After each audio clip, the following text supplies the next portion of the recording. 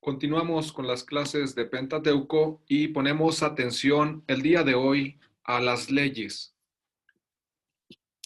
El objetivo de esta clase es responder a esta pregunta: ¿qué aspectos de la ley israelita pueden ser considerados como universalistas? Es decir, válidos para cualquier persona en todo tiempo y lugar, a pesar de que propiamente hablando, las leyes del Antiguo Testamento son particularistas. Todas estas reflexiones las haremos basándonos en un artículo de un exegeta del Antiguo Testamento que tiene varias publicaciones, es de la Orden de los Dominicos, que al final mencionaremos en la bibliografía. ¿Cuáles son los pasos a seguir y que también sigue este estudioso del Antiguo Testamento? En primer lugar, descubrir quién es el legislador, qué autoridad tiene para legislar y cuál es, por consiguiente, la normatividad de tal ley. Luego, en un segundo paso, tenemos que fijarnos en a quién se dirige la ley, qué personas se pueden considerar sometidas a su práctica. Y en tercer lugar, qué características posee de suyo la ley misma, especialmente en orden a saber si la ley de Israel es a tal punto particularista que excluye a todos aquellos a quienes no fuera dada inicialmente, o si por el contrario, en todo o en parte posee características por las que se podrá decir que puede tener validez para hombres y mujeres de otros tiempos y lugares fuera de aquellos, los israelitas de la época bíblica, a quienes fue inicialmente dirigida.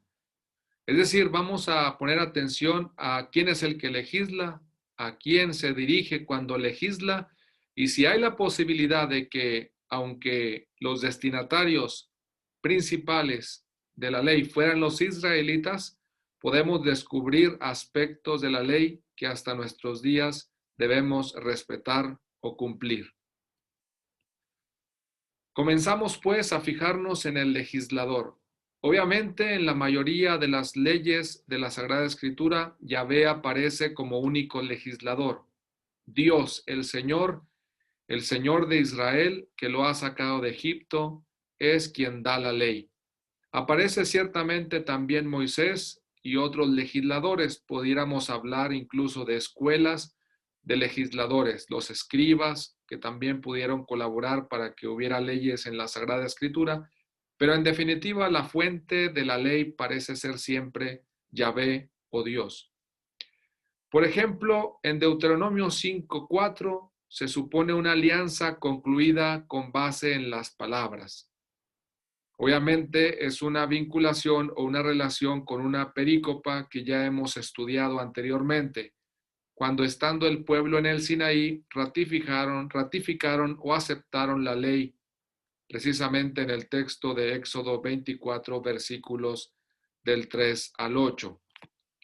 Si abrimos nuestra Sagrada Escritura por descubrir efectivamente innumerables menciones de Dios dando leyes, pues basta echar un vistazo desde el Decálogo mismo. En el capítulo 20 del Éxodo dice: Dios pronunció las siguientes palabras: yo soy el Señor tu Dios que te saqué de Egipto, de la esclavitud, y etcétera. Después ya vendrán leyes conocidas, más conocidas entre nosotros: no matarás, no cometerás adulterio, no robarás, etcétera. Más adelante, en el mismo capítulo 20, versículo 22, el Señor habló a Moisés: di a los israelitas. Entonces el Señor habla a Moisés. Moisés es un mediador, un intermediario para comunicar las leyes que Dios da a su pueblo. Luego en el capítulo 21, decretos que les promulgarás, y nuevamente comienza Moisés a dar las leyes que el Señor le comunica. Si pasamos, por ejemplo, al libro de Levítico, también encontramos, por ejemplo, en el capítulo 23, versículo 23, el Señor habló a Moisés: di a los israelitas, el día primero del séptimo mes es día de descanso solemne. Se anunciará con un toque de trompeta, se reunirán en asamblea litúrgica, no harán trabajo alguno, y ofrecerán una ofrenda al Señor. Luego, en el capítulo 25 del libro de Levítico, el Señor habló a Moisés en el monte Sinaí, di a los israelitas. En definitiva, Dios aparece siempre como el origen de las leyes que aparecen en el Pentateuco. El Señor nuestro Dios nos dijo en el Horeb, si pasamos al libro del Deuteronomio, capítulo 1, versículo 6, el mismo Moisés reconoce esta originalidad o esta frontalidad de parte de Dios a la hora de legislar. El Señor nuestro Dios nos dijo en el Horeb, basta ya de vivir en estas montañas, pónganse en camino, diríjanse a las montañas amorreas y a las poblaciones vecinas. Luego en el capítulo 5, donde propiamente vuelve a aparecer una legislación semejante a la del Éxodo con los 10 mandamientos, dice Moisés convocó a los israelitas y les dijo, escucha Israel los mandatos y decretos que hoy les predico para que los aprendan, los guarden y los pongan en práctica. El Señor nuestro Dios hizo alianza con nosotros en el Horeb. No hizo alianza con nuestros padres, sino con nosotros. De alguna forma, el mismo Moisés ya empieza a actualizar la ley que Dios había comunicado en el Horeb o monte Sinaí y ahora la actualiza y dice que los destinatarios son propiamente el pueblo que se encuentra ya en los límites de la tierra prometida. Y va repitiendo lo que el Señor dice. En el capítulo 6, estos son los preceptos, los mandatos y decretos que el Señor, su Dios, les mandó aprender y cumplir en la tierra, donde van a entrar para tomar posesión de ella. Entonces hay innumerables textos donde efectivamente aparece Dios como la fuente de la ley y Moisés también como un legislador e incluso actualizador también de la ley. Si pasamos al segundo momento, ¿a quién se dirige la ley? Obviamente en los textos que hemos leído descubrimos que los destinatarios de la ley, las personas a quienes se les pide que la guarden, que la cumplan, que la pongan en práctica, son aquellas a quienes Moisés las transmitió en su origen. Efectivamente, los primeros destinatarios son los israelitas. Y en el caso del libro del Deuteronomio, los que sobrevivieron la marcha del desierto y ahora también están a punto de entrar en la tierra prometida. Aparecen todos ellos como los principales destinatarios de la ley. Se puede presumir que si Moisés hace esta actualización en el libro del Deuteronomio, eso quiere decir que es posible aplicar o transformar en destinatarios a los descendientes de los primeros israelitas. Es decir, también los descendientes están obligados a cumplir la ley. Y entonces, de alguna manera, empieza a cobrar la ley una validez permanente. Fijémonos cómo de todas maneras se refiere siempre al pueblo de Israel, a los que descienden del mismo pueblo de Israel, que es lo que sucede entre el libro del Éxodo y el libro del Deuteronomio. Y como hemos estudiado ya anteriormente, Éxodo 14 aparece una alianza donde se ratifica que el pueblo de Israel va a aceptar el decálogo. Y también en este caso, la respuesta manifiesta que Israel se considera el destinatario principal de las leyes. La alianza, por lo tanto, parece ser que queda establecida únicamente entre Dios e Israel. Parece ser que quien está obligado a cumplir las leyes que se manifiestan tanto en el Decálogo como en otras leyes de estos libros es siempre el pueblo de Israel. ¿En qué sentido está obligado el pueblo de Israel? Está obligado porque Dios habla a los israelitas para manifestarles su voluntad. La ley, en definitiva, para el pueblo de Israel no son solo leyes o normas, sino que apuntan a conocer la voluntad de Dios. Si las leyes están destinadas a ellos y solo a ellos, entonces los israelitas son los sujetos de deberes y derechos. Si Dios habla con ellos, es a ellos a quienes les promete, es con ellos con quienes se compromete. Y al mismo tiempo, si ellos responden y se consideran los únicos destinatarios, son también los sujetos que se obligan a cumplir las leyes que Yahvé comunica, son también los que se disponen a poner en práctica todo lo que Dios va indicando. Solo ocasionalmente se menciona al extranjero. Por ejemplo, en Éxodo 22:20 uno puede leer lo siguiente, y uno se preguntaría si también los extranjeros, es decir, gente no israelita, está obligada a cumplir la ley.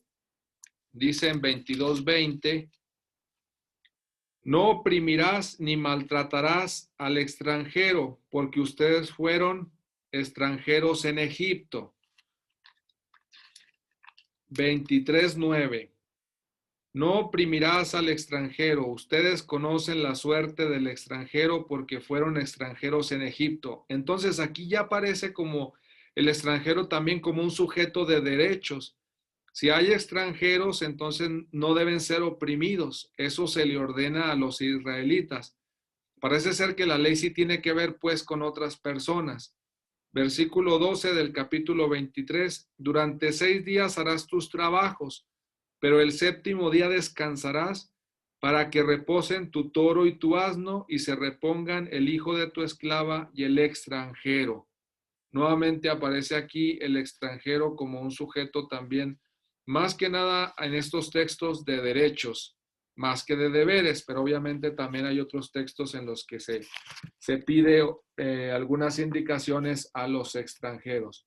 Ahora bien, hay que decir que normalmente estos textos aluden a extranjeros que están viviendo o están en relación con el pueblo de Israel. Parece ser que entonces, aunque estrictamente la ley no se dirige a los extranjeros, por el hecho de estar vinculados con el pueblo de Israel, empiezan a convertirse también en sujetos de deberes y de derechos. Estas primeras intuiciones que vamos descubriendo son las importantes para ir ampliando las posibilidades de la ley y la fuerza que puede tener no solamente para israelitas, sino para otro tipo de personas. Si pasamos a otro tipo de textos, por ejemplo, no los del Éxodo relacionados con el código llamado Código de la Alianza, sino a textos sacerdotales, por ejemplo, la ley de santidad del libro de Levítico, el panorama también es más o menos similar, es decir, la ley normalmente está siempre destinada al pueblo de Israel. Yahvé habló a Moisés y le dijo, siempre vuelve a subrayar que el origen de la ley es Dios. Y también cuando se dice qué es lo que Dios manda, casi siempre es una orden para Israel o algún grupo, por ejemplo, Aarón, a sus hijos, es decir, a los sacerdotes. Dice en el capítulo 12, por ejemplo, en relación con los partos, el Señor habló a Moisés, capítulo 12 del libro de Levítico. Di a los israelitas, cuando una mujer conciba y dé a luz un hijo, quedará impura durante 7 días, como en la impureza por menstruación, etcétera. Ahí tenemos textos donde aparece Dios legislando y Moisés nuevamente hablando con los israelitas. Si pasamos estrictamente al código de santidad, como decíamos, en el capítulo 18 o del 17 ya dice, el Señor habló a Moisés, di a Aarón, a sus hijos y a los israelitas. Aquí tenemos 3 destinatarios, pero la ley vuelve a quedar reducida o limitada a estas personas. Di a Aarón, a sus hijos y a los israelitas. Esto es lo que manda el Señor. En el capítulo 18 también dice, el Señor habló a Moisés, di a los israelitas. Nuevamente aparecen los israelitas como los destinatarios. Capítulo 19, el Señor habló a Moisés, di a toda la comunidad de los israelitas, sean santos porque yo, el Señor su Dios, soy santo.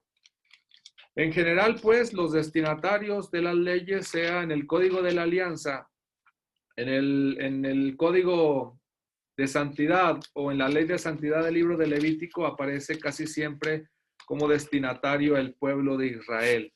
Ya hemos mencionado algo del Código Deuteronomista en el capítulo 6 o código que aparece en el libro del Deuteronomio, leyes ya que se dan en los límites de la tierra prometida, también más o menos se maneja la misma dinámica. Los destinatarios principales son los israelitas. Estos son los preceptos, se dirige Moisés a su gente, los mandatos y decretos que el Señor su Dios les mandó aprender y cumplir en la tierra donde van a entrar para tomar posesión de ella. El Deuteronomio o la enseñanza de Moisés de las leyes del Deuteronomio tienen que ver con la forma de vivir en la tierra donde van a entrar. Capítulo 7, cuando el Señor tu Dios te introduzca en la tierra de la que vas a tomar posesión, etcétera. Si vamos propiamente a la parte en la que normalmente se reconoce el cuerpo legal o el código deuteronómico del libro del Deuteronomio, pues a partir del versículo 12. Pero dice, estos son los mandatos y decretos que ustedes deberán poner en práctica mientras vivan en la tierra que el Señor Dios de tus padres te da en posesión. Y empieza a enumerar diversas cosas que deben hacer los israelitas, pero casi siempre ellos, no aparecen otros destinatarios, incluso desde cosas familiares hasta cosas más amplias. Si un hermano en el capítulo 13, por ejemplo, si un hermano tuyo de padre o de madre, o tu hijo, tu hija, o la mujer que duerme en tus brazos, o tu amigo del alma te incitan a escondidas proponiéndote, vamos a dar culto a dioses extranjeros, etcétera, etcétera, no le harás caso ni lo escucharás, no te apiadarás de él, ni le tendrás compasión, ni lo encubrirás. Es decir, desde cosas que suceden en la familia, invitación a dar culto a dioses extranjeros, desde ahí va trabajando Moisés. Queda claro en el capítulo 14 del Deuteronomio, por ejemplo, ustedes son hijos del Señor, su Dios, no se hagan incisiones ni se rapen el cabello en la frente por un muerto. Eres un pueblo consagrado al Señor, tu Dios. El Señor te ha elegido entre todos los pueblos de la tierra como pueblo de su propiedad. Todo indica, por lo tanto, que si Israel es el destinatario principal de la ley, lo es porque es un pueblo elegido entre todos los pueblos de la tierra. De tal forma que los códigos legales o las leyes están relacionados con la elección, y en ese sentido se entiende que el hecho de ser destinatarios de las leyes manifiesta en el fondo que han sido elegidos por Dios para vivir de una forma determinada, digamos incluso de manera diferente a los otros pueblos, y manifestar así cumpliendo la ley que son diferentes a los demás, lo cual nos invita a reflexionar efectivamente y hace difícil entender cómo es posible que unas leyes que son destinadas para Israel, o al menos aparecen como los primeros destinatarios, e incluso se insiste que son un pueblo elegido, después puedan llegar a aplicarse para otros pueblos, para otras personas o incluso para todo el mundo. Un texto que obviamente se hará famoso, que dará pie a pensar en un posible universalismo, pues es el de Levítico, capítulo 19, versículos del 11 al 18, donde aparece el famoso mandamiento del amor. Dice en el capítulo 19, versículo 11, aparece no robarán, ni defraudarán, ni engañarán a ninguno de su pueblo. Seguimos en un ambiente limitado de su pueblo. No jurarán en falso por mi nombre, mandamientos parecidos a los del Decálogo, profanando el nombre de tu Dios, yo soy el Señor. No explotarás a tu prójimo, ni lo despojarás. No retendrás contigo hasta el día siguiente el salario del obrero. Entendiendo prójimo generalmente en este corpus legal como el que está el otro de tu pueblo, el pariente o el israelita. Es difícil pensar en estos textos en una no explotación definitivamente a todo tipo de personas. No maldecirás al sordo ni pondrás tropiezos al ciego, respeta a tu Dios, yo soy el Señor. Versículo 15, no cometerás ninguna injusticia en los juicios, no serás parcial ni por favorecer al pobre ni por honrar al rico, juzga con justicia a tu prójimo otra vez. No andarás con cuentos de aquí para allá ni declararás en falso contra la vida de tu prójimo, yo soy el Señor. Todos estos textos acentúa a quienes vamos siguiendo en su artículo, a este autor, que efectivamente si bien es cierto que se refieren al otro, al compatriota, al prójimo, al hermano, de todas maneras uno ya puede ir descubriendo que el hecho de que se manifieste una atención o una apertura de respeto, de no decir cosas falsas, de no explotar al prójimo, da de alguna forma una cierta apertura para que ciertos mandamientos no queden reducidas únicamente a relaciones del pueblo de Israel. Obviamente habría que dar más pasos. No podemos afirmarlo estrictamente que eso sucediera ni que los israelitas lo entendieran estrictamente, pero sí que las diferentes interpretaciones y el paso del tiempo ha dado lugar a que la palabra prójimo llegue a ser o haga alusión a todo tipo de personas y no solamente a alguien del pueblo de Israel o a alguien con el que yo tenga una relación cercana, sino a todos. No serás vengativo ni guardarás rencor a tu propia gente. Se vuelve a acentuar un cuidado, un cumplimiento de la ley con los que están allí, con los mismos israelitas. Versículo 18, amarás a tu prójimo como a ti mismo, yo soy el Señor.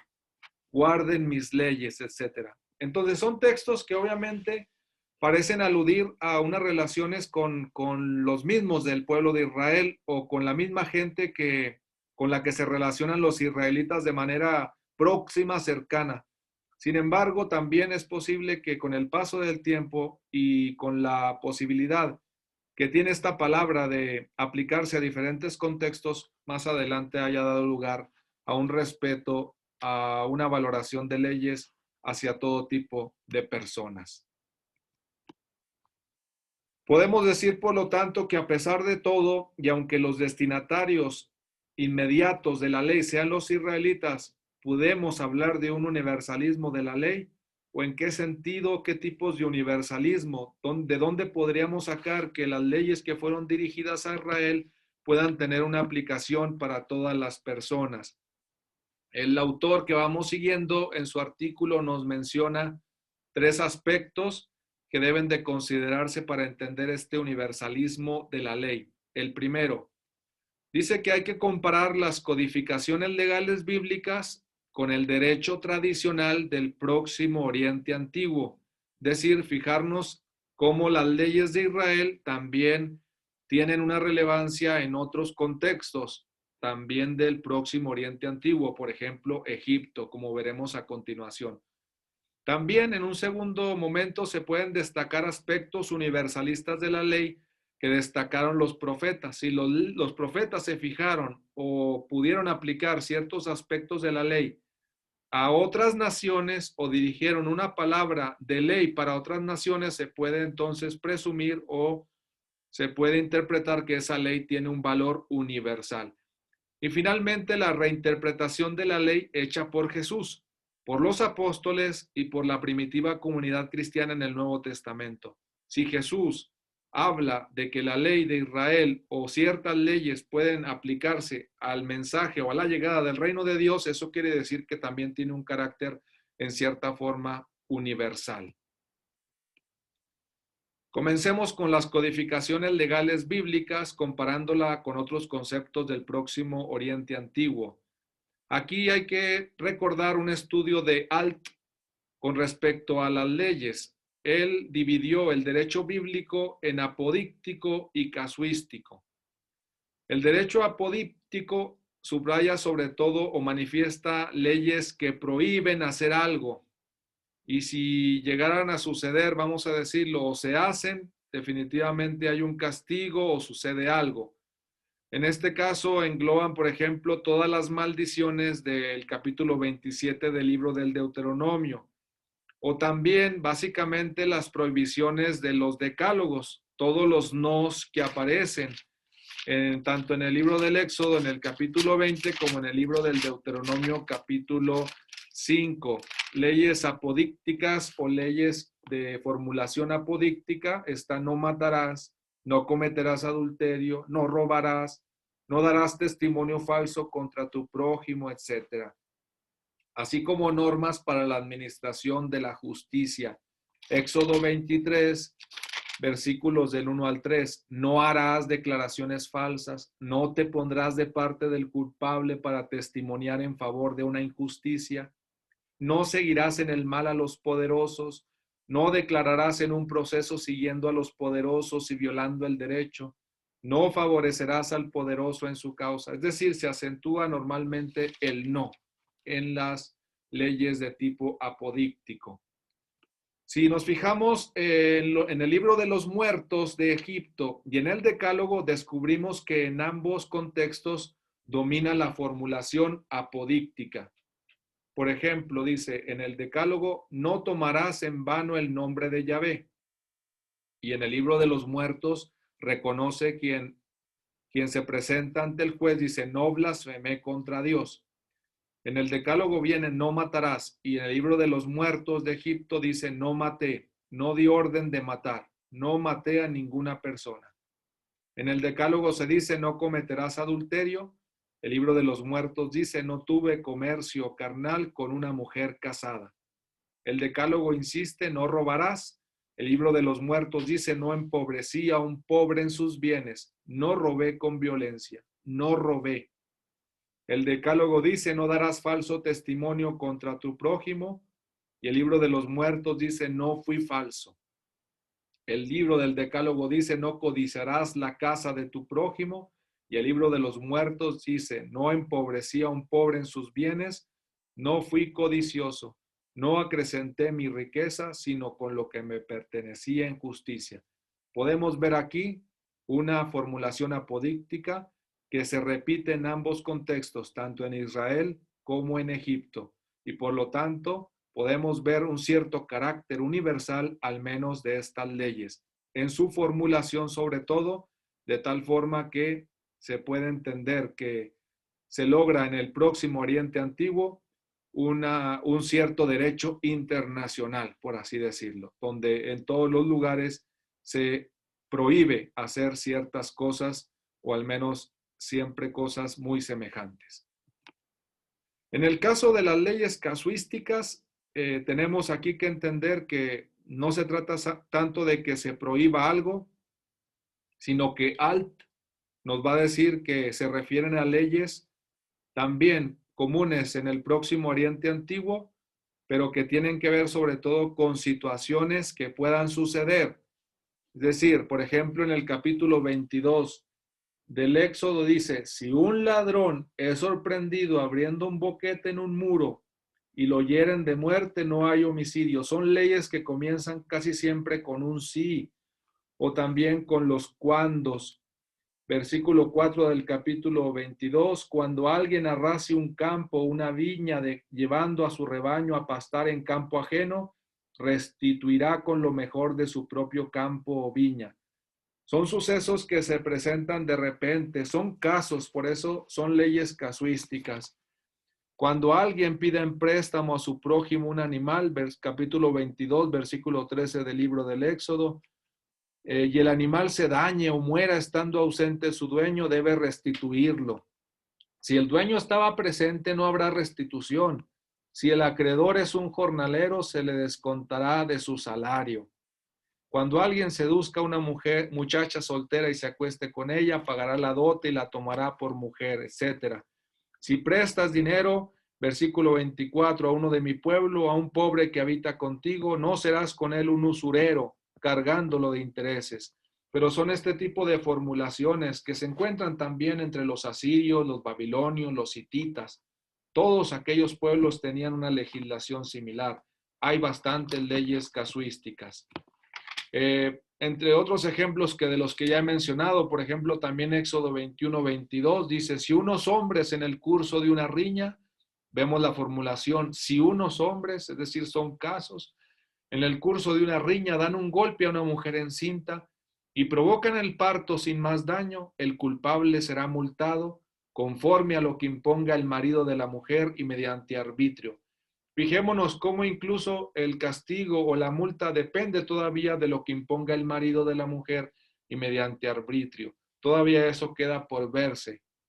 Y también en el código de Hammurabi, en este caso reconocemos estos códigos antiguos y los comparamos con los que vienen en la Sagrada Escritura, nos damos cuenta que la formulación es muy similar. Si un señor ha golpeado a la hija de otro señor y motiva que aborte, pesará 10 ciclos de plata por el aborto causado. Aquí en este caso se pide entonces ya algo en concreto, 10 ciclos de plata por el aborto causado.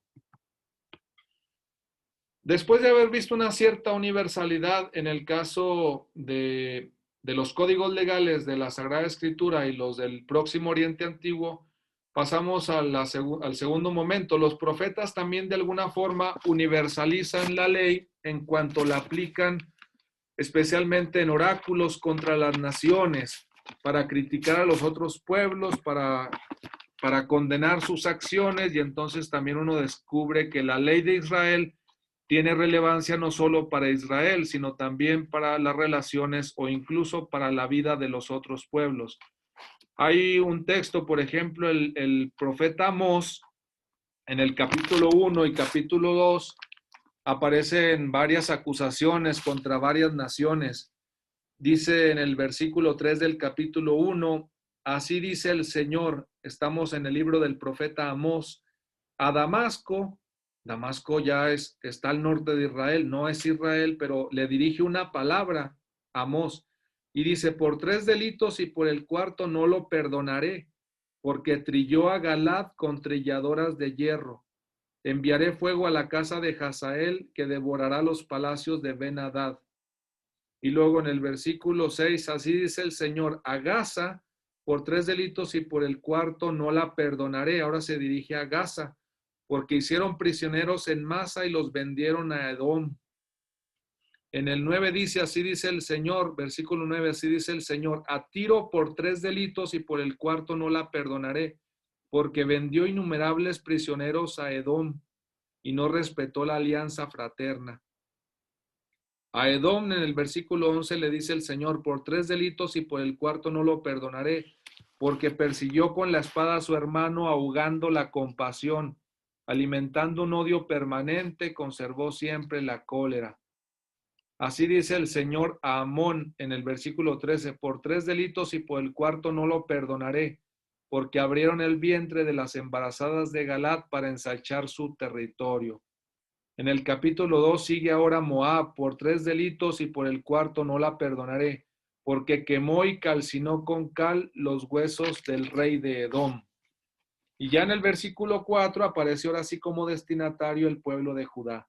Así dice el Señor, a Judá por 3 delitos y por el cuarto no lo perdonaré, porque rechazaron la ley del Señor y no observaron sus mandamientos.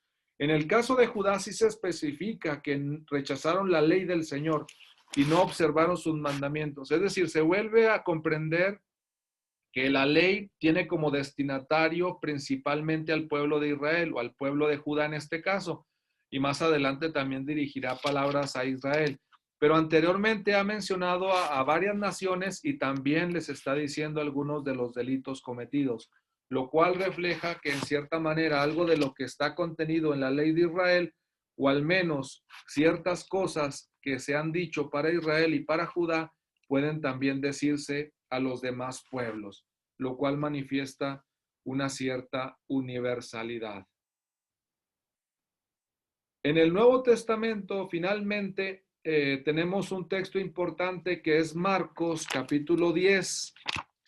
Marcos capítulo 10, versículos 17 al 22,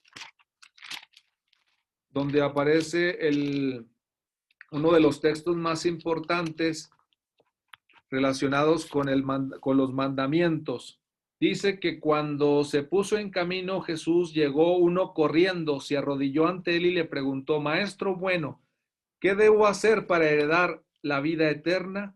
Se le pregunta a Jesús qué se debe hacer para heredar la vida eterna. Y Jesús entonces contesta con el decálogo. Dice, conoces los mandamientos, no matarás, no cometerás adulterio, no robarás, no jurarás en falso, no defraudarás, honra a tu padre y a tu madre. Ciertamente que Jesús empieza por no matarás y termina con honra a tu padre y a tu madre. Jesús de alguna forma cambia el orden en el que aparecen los mandamientos en Éxodo y en Deuteronomio, pero en el cambio conserva no obstante los mismos mandamientos. ¿Conoces los mandamientos? Le dice al joven que le pregunta qué debo hacer. Llegó uno corriendo, porque eso va a cambiar el que se acerca dependiendo de los evangelistas. En el caso de Marcos, llegó uno corriendo, se arrodilló ante él y le preguntó. Entonces, aquí tenemos estos mandamientos que responde el que le pregunta, lo he cumplido todo desde mi juventud. Una cosa te falta, ve, vende cuanto tienes y dáselo a los pobres y tendrás un tesoro en el cielo. Después sígueme. Ahí viene un plus que da Jesús y este es el punto importante, es decir, los mandamientos podrían ser en el caso de Jesús el comienzo indispensable para alcanzar la vida eterna, pero para ello necesitamos también todavía algo más, lo relacionado con Jesús. Aquí dice, ve y vende cuanto tienes y dáselo a los pobres y tendrás un tesoro en el cielo.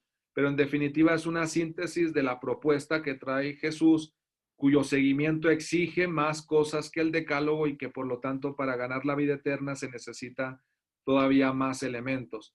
No obstante, lo que nos interesa resaltar aquí es que Jesús da continuidad, en este caso, a lo que ya aparecía tanto en el Éxodo como en el Deuteronomio. Es decir, quiere decir que hay una posible universalidad de lo que se ha establecido en aquellos mandamientos y que, si bien es cierto que los destinatarios en primer lugar eran aquellos que estaban en el desierto o en los límites de la tierra prometida, ahora también cuando alguien se acerca a preguntarle a Jesús que qué se debe hacer para alcanzar la vida eterna, estos mandamientos vuelven a jugar un papel fundamental.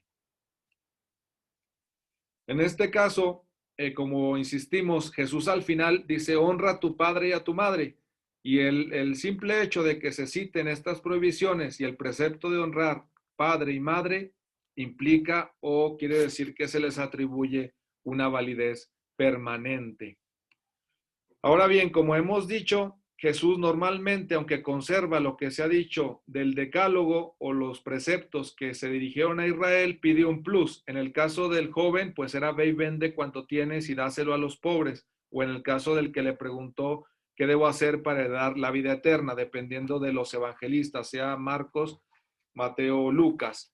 Pero hay otras ocasiones, por ejemplo, en el Evangelio de Mateo, conocemos este texto conocido como el Sermón del Monte. Dice, habéis oído que se dijo, pero yo os digo. Entonces eso quiere decir que Jesús mantiene algo de los preceptos del decálogo, pero no todo. También es posible que él haga una interpretación. El problema puede estar solo en la interpretación que del precepto hace el judaísmo de signo fariseo. Los fariseos interpretan de una manera la ley y Jesús de otra. Entramos a la dinámica de interpretaciones, pero en síntesis lo que tratamos de decir, al menos en esta clase, es que si Jesús retoma los mandamientos que se han dicho en el Antiguo Testamento y les da otra interpretación, en esa interpretación y en ese conservar el mandamiento que se había dicho a Israel anteriormente, se descubren también signos de universalismo. El radicalismo de Jesús, hay que seguir acentuando, no significa, sin embargo, la descalificación de los preceptos de la ley, en la medida en que representan la voluntad de Dios. Es decir, si Jesús sigue manteniendo los mandamientos, eso quiere decir que tienen una validez, son manifestación de la voluntad de Dios. Y por eso también encontramos textos donde se dice, por ejemplo, que al que transgreda o que no cumpla uno de estos mandamientos, así sea el más pequeño de los mandamientos, entonces también será el más pequeño en el reino de los cielos. Es decir, Jesús radicaliza los mandamientos, a veces para pedir más que lo que contienen ellos mismos, como en el caso del Sermón del Monte, y al mismo tiempo para subrayar que es indispensable cumplir hasta lo más pequeño que ha sido indicado en la ley.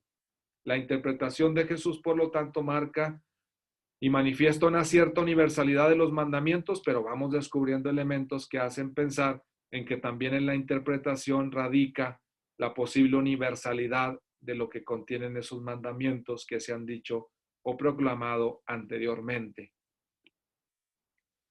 Un pasaje de triple tradición en los sinópticos también es el mandamiento a Dios y el mandamiento al prójimo, lo que se conoce como el doble mandamiento, que nace muchas veces también de ciertas preguntas o discusiones. Si vamos a Marcos capítulo 12, versículos del 28 al 34, dice, un letrado que escuchó la discusión y al verlo acertado de la respuesta se acercó a Jesús y le preguntó, ¿cuál es el mandamiento más importante? Jesús respondió, el más importante es, escucha Israel, el Señor nuestro Dios es uno solo. Amarás al Señor tu Dios con todo tu corazón, con toda tu alma, con toda tu mente, con todas tus fuerzas. Conocemos el texto. Entonces se empieza a jerarquizar de alguna forma la ley del Antiguo Testamento. Se empiezan a jerarquizar esas leyes que están en los diferentes códigos y aparece como principal mandamiento, amarás al Señor tu Dios con todo tu corazón, con toda tu alma, con toda tu mente, con todas tus fuerzas, retomando textos del Deuteronomio. El segundo es amarás al prójimo como a ti mismo, que ya habíamos mencionado, tomado del libro de Levítico. Entonces Jesús hace de alguna manera una síntesis y jerarquiza también todos los mandamientos del Antiguo Testamento. En el caso de otros textos que podemos encontrar o interpretaciones, tenemos la primera carta de Juan, que hace un recorrido similar. Es decir, si el mandamiento a Dios es el primero, entonces también tenemos que guardar los mandamientos de Dios, porque no ama quien no practica los mandamientos, dice Juan, o el mandamiento por excelencia que consiste en amar a los hermanos. Por eso el amor del prójimo es el segundo mandamiento semejante al primero. En definitiva, todos los mandamientos o la universalidad de lo que se dijo en los mandamientos que están en el Pentateuco radica en jerarquizar y sintetizar todo en el amor a Dios y en el amor al prójimo. Y el vínculo entre ambos, como lo establece la primera carta de Juan, estaría en los mandamientos. De tal forma que los mandamientos, aunque en un principio fueron destinados únicamente para Israel y parecían tener solamente un carácter particularista, al final de cuentas, con la interpretación de Jesús o con la repetición que hace Jesús de ellos o con la jerarquización que hace Jesús, siguen manifestando o mantienen una cierta universalidad. En conclusión, por lo tanto, tenemos particularismo por contexto histórico y social. Obviamente, muchas leyes del Pentateuco no las cumplimos, no estamos obligados a cumplirlas, entendemos que fueron dirigidas y elaboradas en un contexto histórico y social muy particular del pueblo de Israel, en una situación determinada, para situaciones muy concretas, para destinatarios también en situaciones muy concretas. Cuando se mencionan ciertas cosas de pureza, y también de ritos o de relaciones o incluso con ciertos animales. En cambio, sí se descubre también un universalismo por la vinculación de Dios y el prójimo. Se puede rescatar, no obstante, a pesar del particularismo histórico, se puede rescatar una cierta universalidad, porque efectivamente en el decálogo y en las leyes hay situaciones que se repiten, hay situaciones que se actualizan y que pueden efectivamente ofrecer un servicio a toda la humanidad por el carácter universal que encierran, sea porque se vinculan con Dios o sea porque se vinculan con el prójimo. En este sentido, conviene terminar esta clase con dos números del Catecismo de la Iglesia Católica, en el que se subraya con mayor ímpetu este carácter universal de ciertos mandamientos. El cuarto mandamiento, por ejemplo, se dirige expresamente a los hijos en sus relaciones con sus padres, porque esta relación es la más universal. Jesús mismo lo había mencionado en la respuesta que le da a quien le pregunta qué debe hacer para ganar la vida eterna en el texto de Marcos que hemos leído. El catecismo ratifica que hay una relación muy universal, la de los hijos con sus padres. Pero amplía esta explicación el Catecismo de la Iglesia Católica en el número 2199 y dice que se refiere también a las relaciones de parentesco con los miembros del grupo familiar. Exige que se dé honor, afecto y reconocimiento a los abuelos y antepasados.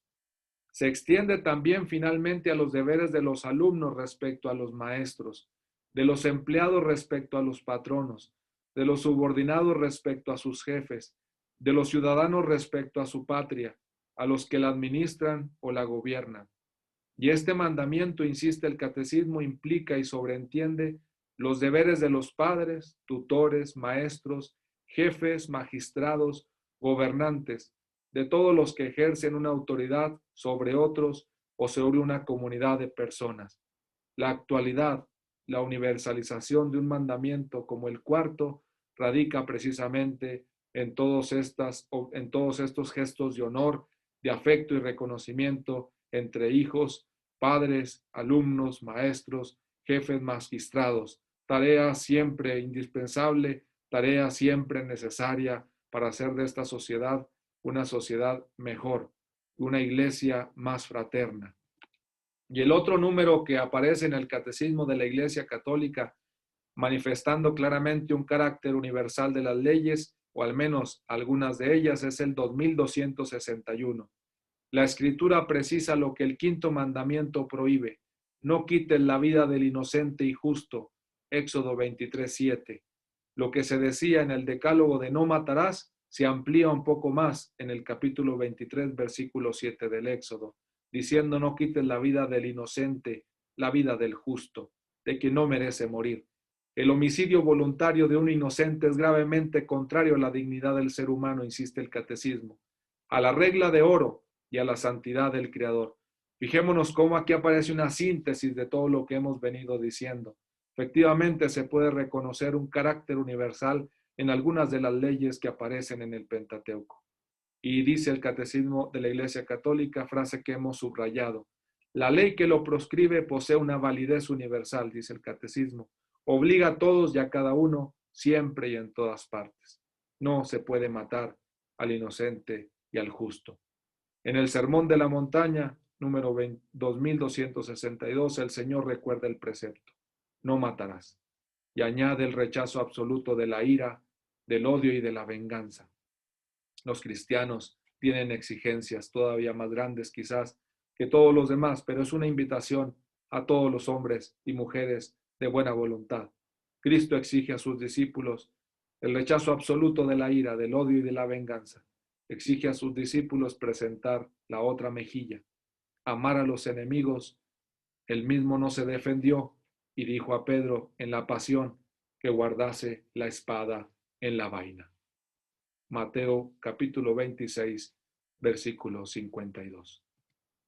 Terminamos así esta exposición, la bibliografía, y hemos seguido la reflexión de un exegeta del Antiguo Testamento cercano a todos nosotros, de la Orden de los Dominicos, Orden de los Predicadores, José Lozavera, Universalismo y Particularismo en las Leyes del Antiguo Testamento, artículo aparecido en la Revista Bíblica en 1993, páginas 65 al 90. Si comprendemos y reflexionamos con él lo que sucede con las leyes, podemos acercarnos todavía a textos y a reflexiones importantes de otros ámbitos, tanto del ámbito alemán, del ámbito español, del ámbito inglés, para comprender y reflexionar sobre la riqueza que tuvieron las leyes del Antiguo Testamento y cuya universalidad puede llegar hasta nuestros días. También citamos el Catecismo de la Iglesia Católica para lograr hacer una lectura bíblico-eclesial de la Sagrada Escritura.